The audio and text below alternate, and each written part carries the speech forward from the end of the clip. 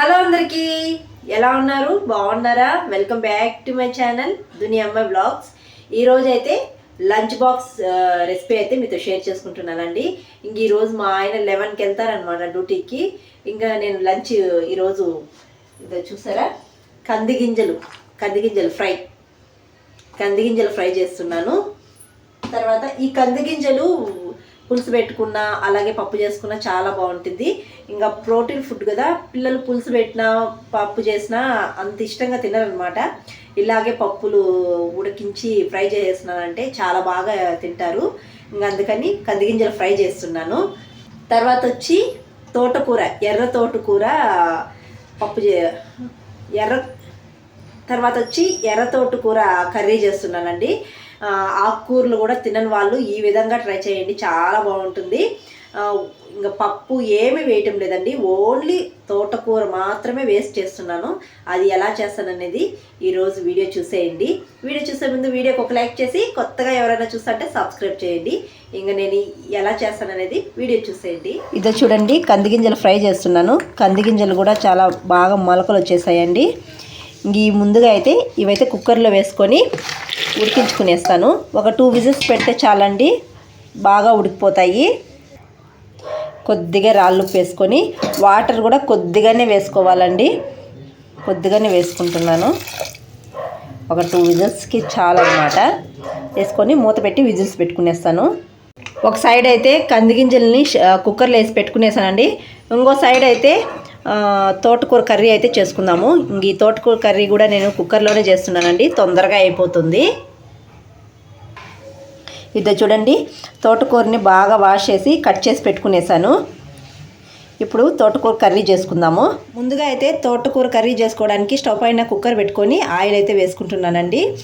ఈ తోటకూర కర్రీ చేసుకునేటప్పుడు ఆయిల్ కొద్ది ఎక్కువ వేసుకుంటే బాగుంటుంది. ఆకుకూరలు కర్రీ చేసేటప్పుడు ఆయిల్ అనేది కొద్ది ఎక్కువ వేసుకుంటే టేస్ట్ చాలా బాగుంటుంది. ఆయిల్ హీట్ అయిన తర్వాత ఆవాలు, జీలకర్ర, సన్నగా కట్ చేసిన ఆనియన్స్, కరివేపాకు, వెల్లుల్లి ఇవన్నీ వేసుకునేయాలండి. తోటకూర కర్రీకి ఆనియన్ కొద్ది ఎక్కువ వేసుకోండి, బాగుంటుంది. నేను 2 ఆనియన్స్ కట్ చేసి వేసుకున్నాను. ఈ ఆనియన్స్ని లైట్గా వేయించుకోవాలండి. ఈ విధంగా లైట్గా వేయించుకున్న తర్వాత 3 టమాటాలను సన్నగా కట్ చేసి వేసుకున్నానండి. టమాటాలు మెత్తగా బాగా మగ్గిపోవాలి. మూత పెట్టి మధ్య మధ్యలో కలుపుతూ టమాటాని అయితే మగ్గించుకోవాలి. ఇదో చూడండి, టమాటా బాగా మెత్తగా ఉడికిపోయింది. ఇప్పుడైతే తోటకూర వేసుకోవాలండి. నేను 6 కట్టలు తోటకూర అయితే తీసుకున్నాను. పప్పు ఏమీ వేస్ట్ చేయడం లేదండి, ఇలాగే సింపుల్గా చేస్తున్నాను. చాలా బాగుంటుందండి. ఈ విధంగా చేసుకుంటే ఆకుకూరలు తినని వాళ్ళు కూడా చాలా బాగా తింటారు. ఇంకా వీక్లీ ఒకసారైనా మా పిల్లలకు ఇలా చేసి పెడుతూ ఉంటాను. ఇప్పుడైతే కొద్దిగా రాళ్ళు వేసుకుంటున్నాను. తర్వాత 1/2 టీ స్పూన్ పసుపు పొడి వేసుకుంటున్నాను. తర్వాత పచ్చిమిరపకాయలు వేసుకుంటున్నానండి. మీకు పచ్చిమిరపకాయలు వద్దు అనుకుంటే ఎండుమిరపకాయలు వేసుకోవచ్చు. నేను తోటకూరతో పాటు పచ్చిమిరపకాయలు వేసుకుంటున్నాను. మీరు కావాలంటే ఆయిల్లోనే వేయించుకోవచ్చు పచ్చిమిరపకాయలని. ఇప్పుడు ఇవన్నీ బాగా కలుపుకునేసేయాలి. బాగా కలుపుకొని ఒక 2 నిమిషాల పాటు ఈ ఆయిల్లోనే ఈ ఆకుని, పచ్చిమిరపకాయలని బాగా మగ్గనివ్వాలి. మూత పెట్టి ఆకునైతే బాగా మగ్గించుకునేద్దాము. ఇది చూడండి, ఆకుకూర అయితే బాగా మగ్గిపోయింది. ఇప్పుడు కొద్దిగా చింతపండు కొద్దిగానే వేసుకుంటున్నాను. మనం ఆల్రెడీ టమాటా వేసుకున్నాం కదా. ఇప్పుడు కొద్దిగా ధనియాల పొడి అండి. ధనియాల పొడి వేసుకోవడం వల్ల ఆకుకూర అనేది పసురు వాసన రాకుండా ఉంటుంది, టేస్ట్ బాగుంటుంది. తర్వాత కొద్దిగా ఇంగువ వేసుకుంటున్నాను, కొద్దిగానే వేసుకుంటున్నాను. ఇంగువ వేసుకొని ఒకసారి బాగా కలుపుకునేయాలి. కలుపుకునేసిన తర్వాత వాటర్ అయితే వేసుకోవాలండి. 1 గ్లాస్ వాటర్ అయితే వేసుకుంటున్నానండి. వాటర్ వేసుకొని బాగా కలుపుకునేయాలి. ఇప్పుడు మూత పెట్టి విజిల్స్ అయితే పెట్టుకునేయాలండి. విజిల్స్ అయితే పెట్టుకునేసానండి. 1 విజిల్ పెట్టుకున్న ఆకుకూర అనేది బాగా ఉడికిపోతుంది. నేను 2 విజిల్స్ పెట్టుకుంటున్నానండి. 2 విజిల్స్ తర్వాత చూపిస్తాను. ఇదో చూడండి, ఇవి కంది గింజలు అయితే బాగా ఉడికిపోయాయి. ఇప్పుడు వీటిని అయితే ఫ్రై చేసుకునేద్దాము. ఇంకా నేను కుక్కర్లోనే పోపు పెట్టుకునేస్తున్నానండి. ఇంకా ఆయిల్ కొద్దిగా వేసుకొని ఆవాలు, సన్నగా కట్ చేసిన ఆనియన్స్, కరివేపాకు వేసుకొని వేయించుకునేయాలి. ఆనియన్స్ని లైట్గా వేయించుకునేయాలి. ఆనియన్స్ లైట్గా వేగిపోయాయండి. ఇప్పుడైతే మనం ఉడికించుకున్న కంది గింజలు అయితే వేసుకునేయాలి. వేసుకొని ఒకసారి బాగా కలుపుకునేయాలండి.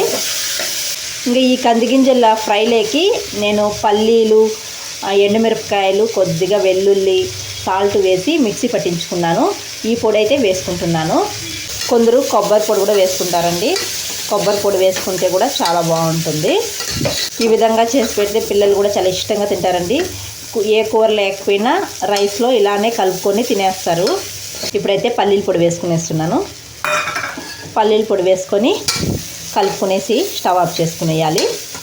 అయిపోయిందండి, కంది గింజల ఫ్రై అయితే అయిపోయింది. ఇదో ఆకుకూర కూడా 2 విజిల్స్ పెట్టుకునేసానండి. బాగా ఉడికిపోయింది. ఇప్పుడైతే పప్పుగుత్తో బాగా మ్యాష్ చేసుకునేయాలి దీన్ని. ఇది చూడండి, పప్పుగుత్తో బాగా మ్యాష్ చేసుకునేసాను. అంతేనండి, తోటకూర కర్రీ అయితే అయిపోయింది. మీకు ఇంకా కొద్దిగా వాటర్ వేసుకోవాలి అనుకుంటే చల్ల వాటర్ మాత్రం వేసుకోవద్దండి. వేడి వాటర్ వేసుకొని కలుపుకోండి. ఇలా చేసుకుంటే చాలా బాగుంటుందండి. ఏం పప్పు ఏమి వేయకుండా ఓన్లీ తోటకూర మాత్రమే వేసి ఇలా చేసుకుంటే చాలా బాగుంటుంది. అప్పుడప్పుడు పిల్లలకు కూడా పెడతా ఉంటే చాలా మంచిదన్నమాట. నేను వీక్లీ ఒకసారైనా చేస్తూ ఉంటాను. రాగి సంగట్లేకైనా వేడివేడి రైస్లేకైనా చాలా బాగుంటుందండి ఇలా చేసుకొని తింటే. మా లంచ్ అయితే అయిపోయిందండి. వేడివేడిగా రైస్ కూడా చేసేసాను. ఇంకా తోటకూర కర్రీ, కందిగింజల ఫ్రై, ఇది ఈరోజు మా లంచ్ అనమాట.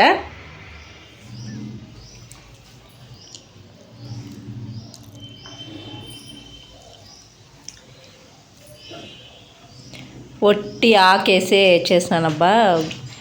ఎర్ర తోటకూర బాగుందా? పసరాకు స్మెల్ కానీ ఏం రాలేదు కదా. చూసారు కదా, టేస్ట్ అయితే చాలా బాగుంటుందండి. ఇంకా వేడివేడిగా అయితే మా ఆయనకైతే వడ్డిచ్చేసాను. మా ఆయన అయితే చాలా బాగుంది అన్నారనమాట.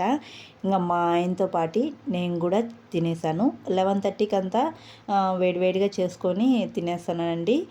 ఇంకా వేడివేడి రైస్లోకి తోటకూర కర్రీ, కందిగింజల ఫ్రై నంచుకొని తింటా అంటే చాలా బాగుండిందండి. చాలా కమ్మగా ఉన్నిందనమాట కర్రీ అయితే.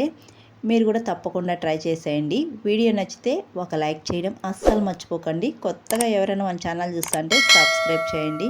మీరు చేసే ఒక లైక్ నాకు మోర్ వీడియోస్ చేయడానికి ఎంకరేజింగ్గా ఉంటుంది.